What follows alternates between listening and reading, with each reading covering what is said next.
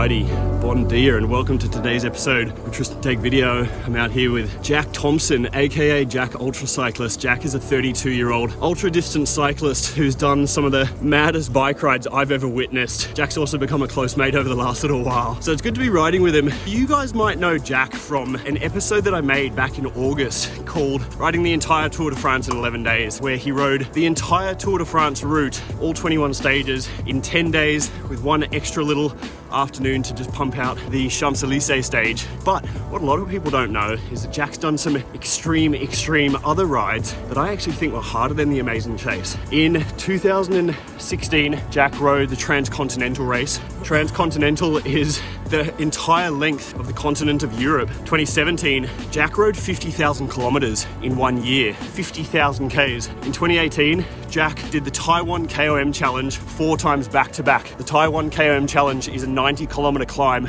Most guys do it once and are broken. Jack did it 4 times non-stop. In 2019, Jack Everested, 3 Everests, 3 countries, 3 days. In 2020, Jack set the world record for most amount of kilometers ridden in 1 week. And in 2021, Jack rode the entire length of Portugal from south to north in 1 day, setting the record for the Portugal south to north N2 highway. And then later in 2021, he witnessed Tristan Take Video sit seated up the golf course climb, hardly breathing, while I was out of the saddle climbing. And this was the most impressive feat I've seen. So this brings us up to where we are right now. Today we have a massive bike ride on the cards. We are doing 6 hours and 4,000 meters of climbing. Just a small day for Jack, but the biggest day for most people. We're currently climbing up a small climb just outside of Girona. This is a climb that's only about 1 kilometer long, but it averages about 12%. The reason we're doing this is today we have nothing but a vertical meters aim. What have I signed myself up for today? A bit of a Franken ride, to be honest. We've got multiple ascents of multiple climbs in order to hit the 4,000 meter target. Yesterday went out and rode 4,000. It ended up being a really long day because we were just doing climbs for the sake of it. Today's a little more structured. I want to be home a little earlier. So yeah, multiple climbs, multiple ascents, and document it for you and show you what a big day out looks like. Sweet, let's get to it.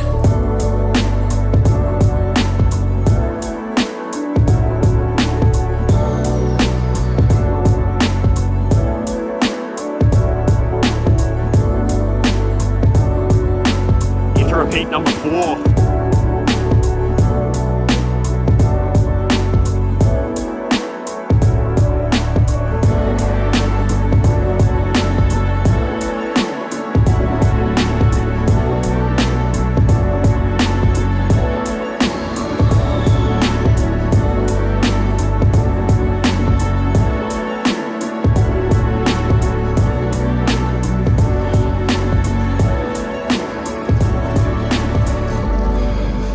Our 5th climb of the golf course climb done. So what's on now?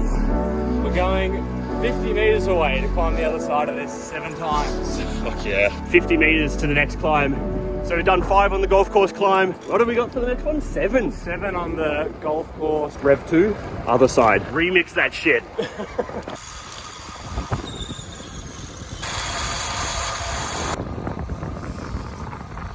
On to climb number 2, 60 seconds later. We did 1 repeat of this yesterday, and this thing is fucking steep at the top and fucking slippery, so... Yeah, let's get some metrics. Okay, this side of the golf course climb is about 1.2 kilometers long, maybe? It's only 875 meters. So we get 80 meters of vert going up this one. So we do this 7 times, which will get us another 500 odd, which means we've done 1,000 within, what, 3K of Girona. Pretty fucking cool. Nice. Let's crank it. Boop.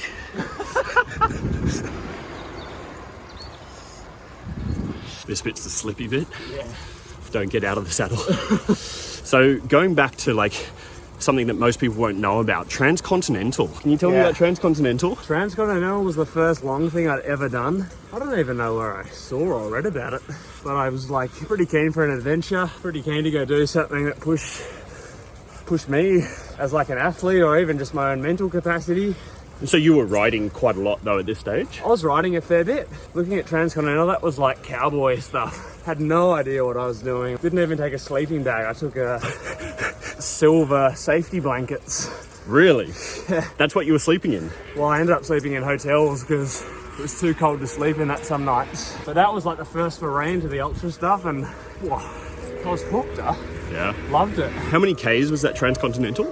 3,500 maybe. I think it took me 12 days or Jesus, 12 really? or 13 days maybe. And this was your first ultra?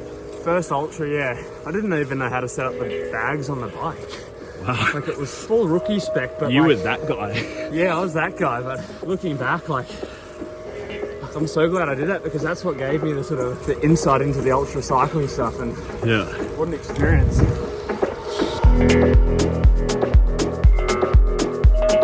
Ascent number 2.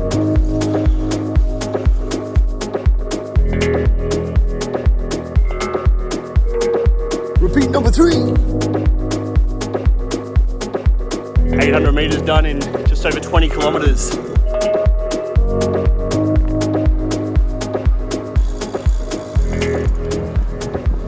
What you got there, Jackie? Little decathlon bar. Little decathlon bar. 30 grams of carbohydrate. Get us through this next climb. What are we up to? We're up to 4. Climb number 4. Quattro. Tell me, what do you eat on a big day, on your biggest days of training? What's your go-to for breakfast? I reckon I got this regime pretty down packed, huh? Yeah? Morning, big glass of water and a coffee. Catch up on the news going on back home, and then I'll have 3 bits of toast, 2 eggs, and half an avocado. Poached, fried? Ride. Fried eggs. Over easy. Get all my food stuff ready for the ride, stretch and activation, get dressed, and then just before I go, I'll have a big bowl of oats, big whack of sugar on it, bit of milk. So you have a bowl of oats after having your 2 eggs fried over easy, 3 pieces of toast, glass of water, orange juice, coffee. Yeah, so I'll have the egg concoction hour and a half before I ride. And that's just to get the body going, and because I'm hungry when I wake up. And then I'll have the oats as like my big carbo hit, and that sort of sets me up for the day. And then I try and go 90 grams of carbohydrate an hour. Jesus. So a little bar an hour and half a bit on with 60 grams of carbs. So today we're Per doing hour. 6 hours of riding. So you're going to be looking at 6 small bars, 6 bidons. I won't get through the 6 bidons, Okay. but I have a Snickers in my front bag and a couple of other goodies up my sleeve, Ooh, nice. gels, and I'll come home starving. There you are. That's an insight into what you eat as an ultra cyclist. Alrighty, climb number 7. Numero 7. We're at 1,038. We'll hit 1-1 by the top, and then we move on.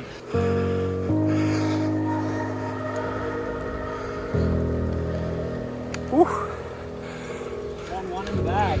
What have we done? 1-1. 2,900 meters to go.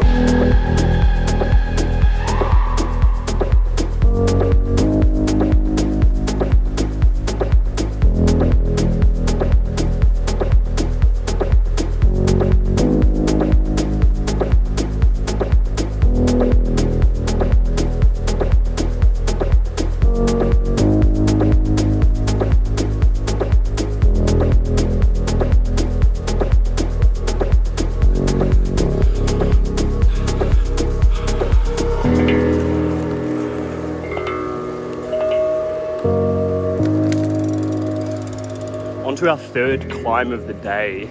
This is a climb, we don't even know what it's called. First time for Jack, first time for me.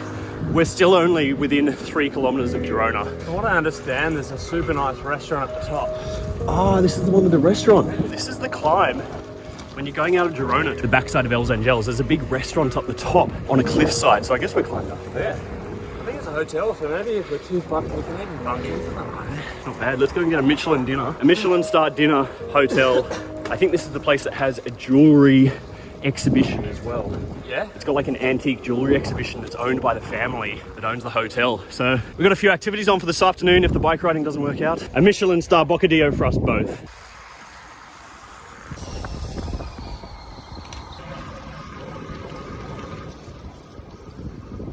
So we are 47 kilometers in, about 1,600 meters of climbing. We've got some nice little sawtooth going on the profile there. We've done this climb, San Julia de Remis, the unknown climb, 5 times now. This is our 5th one. Let's have a quick chat about the one that I'm most interested to hear about. In 2017, Jack rode 50,000 kilometers in the year. And the reason it's most impressive to me out of all the things Jack's done is because it's a full year commitment. The other ones you've done have been massive, massive rides, but a full year commitment of 1,000 kilometers a week, for most people, me included, 1,000 Ks in a week is a big one, let alone doing it 50 times back to back. We were discussing this the other day. You were saying basically the idea for the 50,000 Ks came from your coach. Yeah, I had a coach and he was a ex-SAS soldier, so a Secret Services soldier in Australia. Shout out to Andy Williams. I basically left work and wanted to pursue this career in cycling. Didn't know how I was going to do it, I wasn't racing. And he said, you know, why don't you try and just do a really big year? I didn't really even set the 50,000 as a goal. Started the year, was doing big Ks and like I'm an obsessive person. Yeah. And I guess it just turned into one really, really big year. And oh, so you weren't aiming for 50,000 Ks? it wasn't a goal until about halfway through when Andy said, I reckon you could do 50,000. To get to the kilometres each week, what were you doing? Perth, where I grew up, is a very, very flat place. So like you could go and do 150 kilometres on a bike path, no traffic, no elevation. So you can knock the kilometres off pretty quick in Perth. And there's a really good bunch ride scene. So I'd go and I'd ride with my dad and some of his mates in the morning, and then I'd get a coffee and a bit of food, and I'd continue riding into the day till mid-afternoon. And I guess the thing to remember in Australia, like we get up and we ride at 5 in the morning. So you have a lot of daytime to ride. And then what would you knock out in a day? Anywhere from like 100 to 200k, and I'd always have like a day off a week. So you were doing enough Ks to have a day off per week and still be banging out average 1,000 Ks a week. Yeah, some weeks were bigger than 1,000 Ks and some weeks were less than 1,000 Ks. But I think when that goal of trying to do the 50,000 became like a bit of a target, then it was more consistent, like, all right, let's not be silly about it, let's try and do 1,000 K a week. And yeah. So imagine that, you kind of just start your year of riding, and then in the middle of it, you're like, I reckon I can hit 50,000 Ks. It's not something that most people can say. Tell me, what was the shittest part about it? Did you have some dark times, or were you just loving riding your bike? I actually loved riding the bike. I wasn't doing it because I wanted anything out of it other than I wanted a bit of a goal. The sense of going about undertaking something and achieving it, I reckon, is like worth more than almost anything. So yeah, to sort of have that in the back of my mind was just a bit of inspiration to crack on. So no shit parts. There were definitely shit parts. I do remember one morning, like going down this bike path to, it was a town, was Pinjarra, and it was cold and it was misty. Suddenly I was like hitting these things on the bike path, and it was spider webs like running across the path. The most Australian thing ever. Literally like hitting, it sounds ridiculous, but literally like running into spiders. And like I'm fucking phobic, like thrashing about my head and things, trying to get spiders off me. If that's your biggest low light, I reckon like that's a win. And then so you got the 50,000 done, and then what was the afterwards? Did you have a little party, or were you just like, oh no, it's just another day in the life of... For me, it was, I wasn't using social media to track it or anything, so it was more like a personal, wow, like that's pretty cool, I've achieved that. And I guess that's when I started wanting to take it a bit more serious, and I thought maybe there's opportunities to do things here with brands, and we started filming things and like coming up with little ideas and concepts. Every year's grown from there. So what do we got now? Having a quick look. Here's a little list. Oh, you got a list. Done the first 3. We're now St. Marty Vel times 5. 50 meters per ascent, just a small one, but we get 250 vert. And then backside of L's times 3, Santa Piayat, and then finally Madramanya. Sick. So we're at the top of this is the 3rd climb of the day. We've just done 5 ascents of that. So we've done 17 small climbs so far, 1,740 meters on my Wahoo. 48K. 48K. Pretty good bang for your buck. Alright, let's go. Bread it up like sandwich, damn bitch, are you okay? Working on my hand trick for your hoe's sake. Stunting like I better be, recipe for my own cake. Heavenly, my pedigree, better meet for my own sake. Bread it up like sandwich, damn bitch, are you okay? Working on my hand trick for your hoe's sake. Stunting like I better be, recipe for my own cake. Heavenly, my pedigree, better meet for my...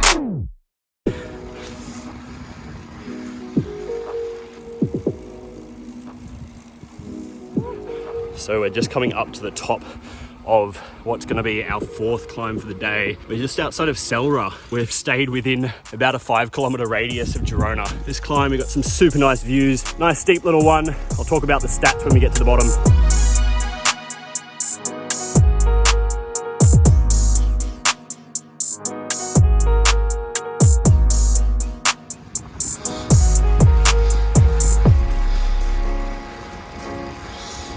So this one, the technical name for this climb that we're on is the San Martín Vel Wall. But what are we calling it? the Dogman climb. And why are we calling it the Dogman climb? There's a couple of gnarly dogs that usually bark up here. And as soon as they saw me, they came bounding over. Those ones are very quiet. Goats. Oh, they're goats. That's why they're not barking. Makes sense. How many of these do you reckon we're going to do? 5 of these, I reckon. And now we're at like almost 1900 meters. We're only 50%. Holy shit, we're only 50% of the way. All right, 50%. We've only got 50% left. we've got some climbing to do. Glass half full, glass half empty. Here come the dogs.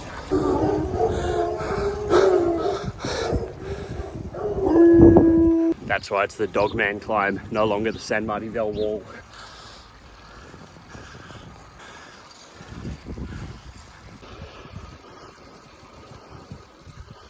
All right, so just done 5 of the dog climb. Just a short one, but a taxing one. We're now heading off to Els Angels. Els. 3 of the backside of Els coming up. Get there. It's love when I slide. Baddie on call, say she fuck with my type. But I hit decline cause I'm one of a kind. I got a queen and she give me the lotus. It feel like euphoria, feel like I'm royalty. I need the royalties, real nigga shit with the notary. I work on the form round the ticker to watch like it's for me. Yeah, I'm up there for roses when I'm in the mode. It feel like nobody is cold as me. If you talking that real shit, it's love like it's supposed to be. Love like it's supposed to be, blessing the people who close to me, vibe like a rosary. See through these niggas like hosiery, feel like they hosting me, feel like he chosen me. God just been holding me, remember them teachers was scolding me. Back when the old me was young and depressed, I just wish you could sit down and speak with the older me, get some control of me.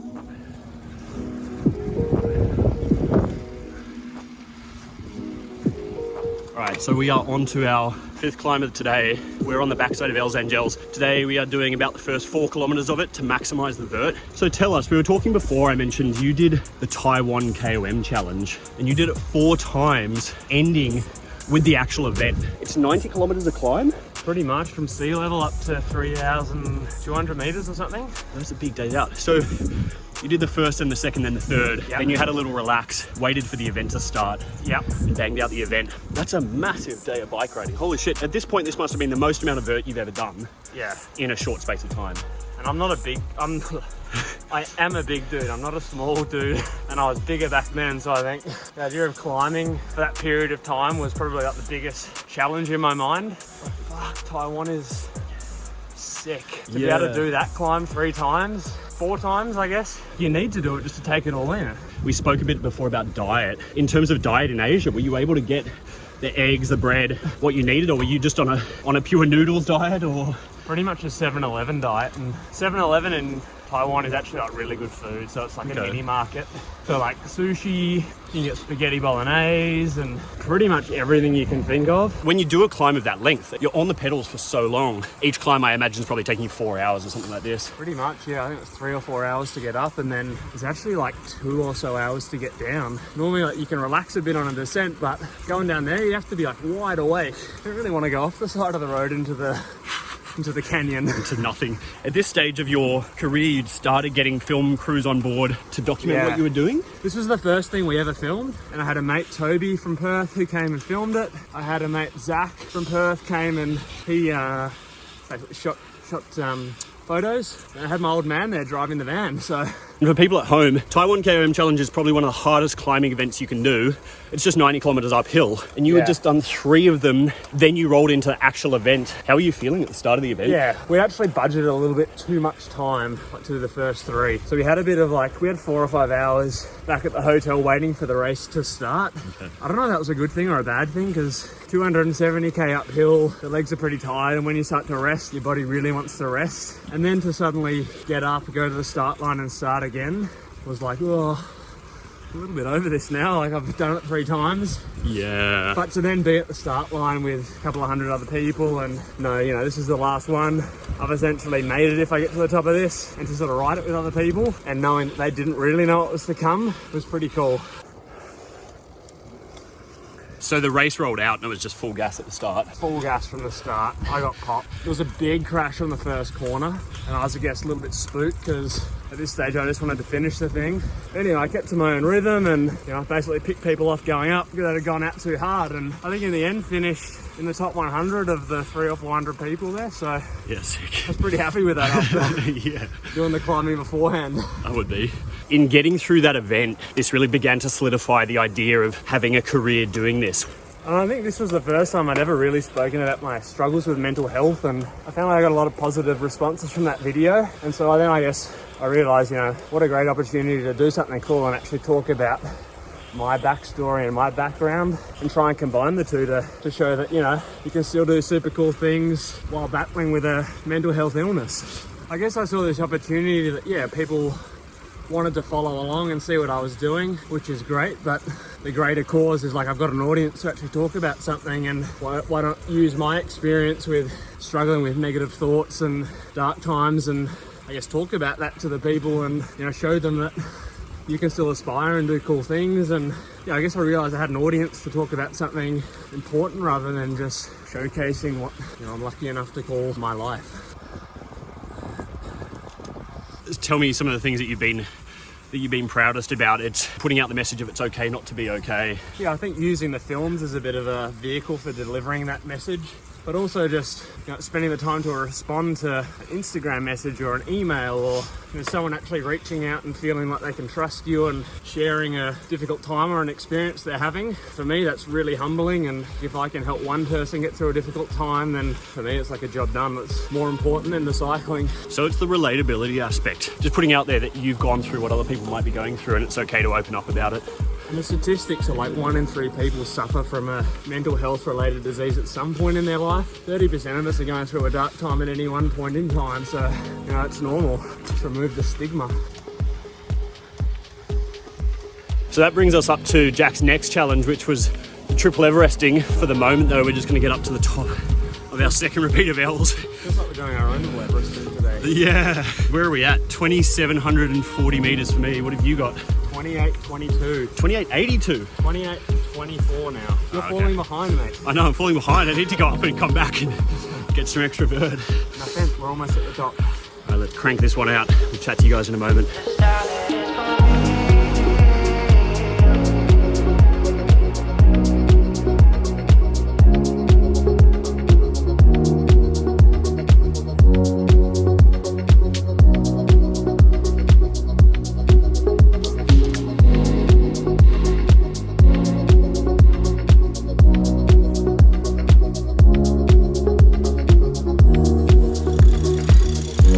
L's and Del's backside done 3 times. Now it's time to go and get some lunch.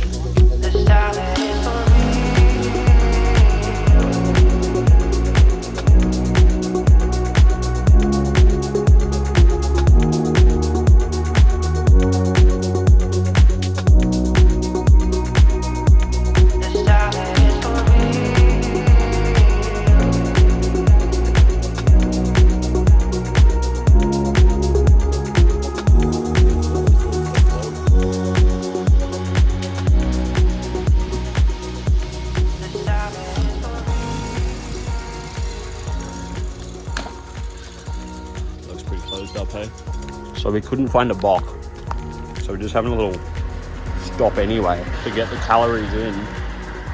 I mean, it sounds real basic to say, but like eating properly on a big day like this is so important. Crazy how everything you put in is what you get out, and if you don't fuel properly, like we've done a bit over 3,000 meters now. Yeah. I remember back home you'd do like one big day and you wouldn't eat.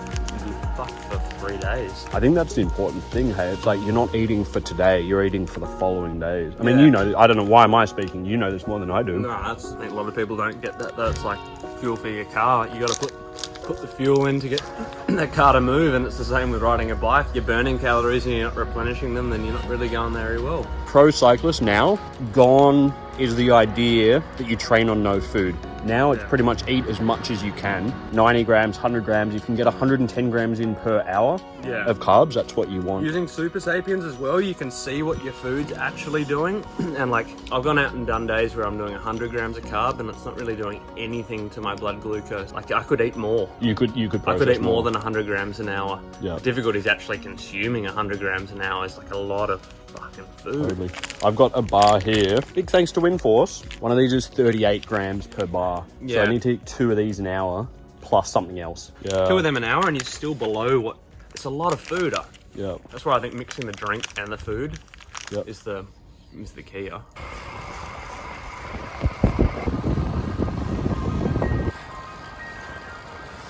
Alrighty, so we're just coming up Centre Player now. We were actually looking for a box stop. Dan and Monell's there, and then San Sidoni. We decided to have a little bit of food anyway and just crack on because all the box shops were closed. Let's talk about the triple Everesting. Yeah. 3 Everestings, 3 different countries, 3 different days. So we did Stelvio in Italy, then we went to France, did Col del Bonnet, and then Andorra for Port Embelira. So you're riding all day, and then you were driving. Jumping in a van. My dad was driving, 8 hours on driving, and then we get out and do the next one. And you would sleep in the van. Try to sleep in the van. It was pretty brutal, huh? For anyone that doesn't know what an Everesting is climbing the elevation of sea level to the top of Mount Everest in one go, as in repeating the same climb over and over again until you reach that elevation. The elevation is 8,848 meters. So you're almost doing 9,000 meters of climbing in one go, and you did 3 of them back to back. 3 back to back, and the idea was let's do one in Italy, France and Spain. So then it's like our own little grand tour. We called it the Grand Tours Everesting Project. Shot a little video about it. Yeah, I guess the video documents what happens when you're sleep deprived and don't eat enough. And yeah, did you face, I mean, when I think of this, I think sleep deprivation sounds like the big one. For me, I just didn't fuel well. Like, I was eating Burger King and I wasn't sticking to a plan. And is that because you didn't have dietary advice? Or you just dietary advice? I was just like a bit of a cowboy with it. Like, I just had ideas, I wanted to go do them and didn't really think them through properly. Yeah, like that one, I reckon we were lucky to get through alive. Was that the closest you've been to being like, I'm going to pull the pin? Yeah, that was fucking hard. And we finished that with like an hour to spare. At the top of Embelira, for those that haven't been there, highest point in Andorra. Highest paved road in the Pyrenees, that one. I learned That's the thing we didn't add. The 3 climbs were the highest roads in each of those respective countries. So when you say that was the closest you've come to not finishing it, is that was due to sleep deprivation? Were you falling asleep on the bike or something? I was getting like definitely hallucinating. I just didn't have energy. I couldn't push watts, and like I was watching the time slip away on the Wahoo and I couldn't do anything about it because I didn't have the energy to push on. It became like a race against the clock, and my old man pulled me aside and said, you need to fucking get your act together because like you're not gonna make this. Thanks, Brian. Cheers, BT. And like we cracked on, and I remember like the last corner of Embelira, they were filming it. My dad hopped out of the car, literally so cooked, didn't put the handbrake on.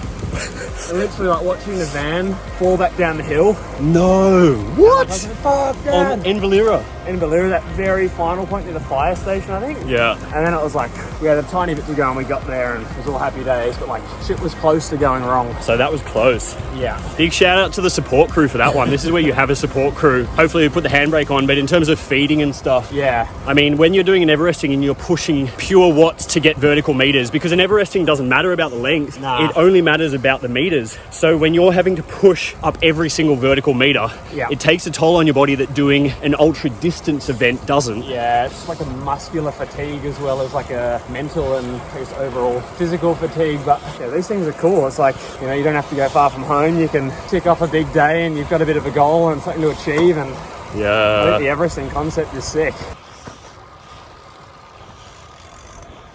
All right, so that's Santa Player out the way. How many vertical meters are we at? 3,600 or so? 3632. 3632.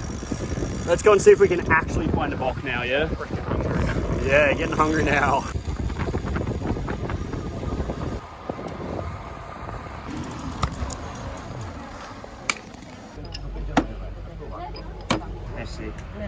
Gracias.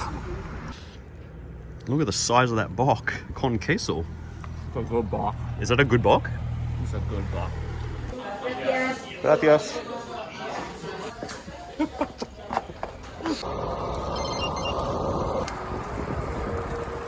So we've just come through Casa de la Selva. We finally found a little spot to have a box stop there. It's actually gotten on, the day's kind of getting away from us, these short days. It's almost the shortest day of the year, so it's starting to get dark. We're at 3,600 meters climbing, so we've got about 400 more to go. We're gonna crank it back to Girona, get to 4K, and then we'll be done for the day. Boom, baby, boom.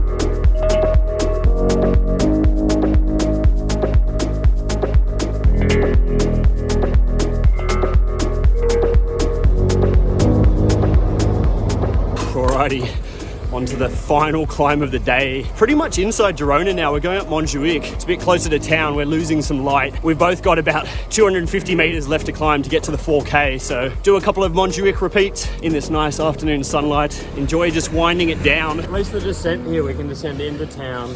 Yeah. No pedals required. We're literally within a couple of 100 meters of Girona. Straight into the bar. Into the bar. Epsom salts and all.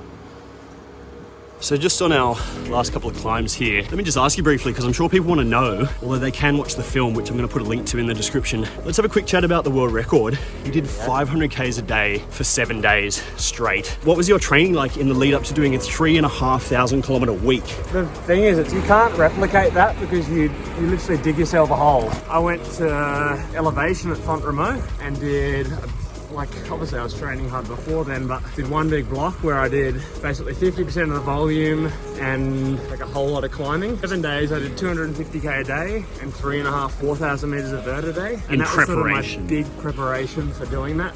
And then the world record was obviously flat, or relatively flat. When you were doing those 250K rides, were you thinking this is a lot to bite off? Or were you kind of like, no, this is within the realms of what I can manage? I thought it was in the realms of what I could manage because I was doing big elevation. I wasn't going to have to replicate that in Sevilla. We did it in the middle of summer, so we had pretty long days, and 250K day is not crazy, but it's a big day. I left home at 8 a.m, got home at 5, so I figured, if I could get home at 10 p.m. for the world record, there's an extra 5, and if I could leave 7 hours earlier, it's an extra 12. I've got time to do it, and I'm not climbing any elevations, so I thought it was big, but I thought it was achievable. I wasn't concerned with achieving it, provided everything went to plan. Tell me, how did the record go then? Did it pan out in the way you expected and planned? Yeah, had some issues with nutrition first couple of days, and we got through that. Aside from one day of really shitty weather, pretty smooth sailing, and we finished with, I think the existing record was 3.2. I wanted to do 3.5. We hit the 3.5 with 12 hours still to ride. Just decided we'd put the bikes in the car and go and have a couple of beers and something to eat and sort of enjoy the experience, as opposed to pushing on all the way to the end and maybe doing an extra 200 odd K, but trying to sort of enjoy it with the team. So yeah, it was a good mission. The final supper. One more to go, almost there.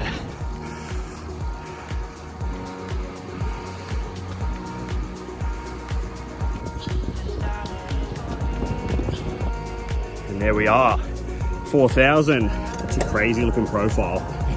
So we've just cracked the 4K, the big 4,000. Just gonna wrap this one up at the top of this climb. The light's getting real dark now. We've got some street lights on.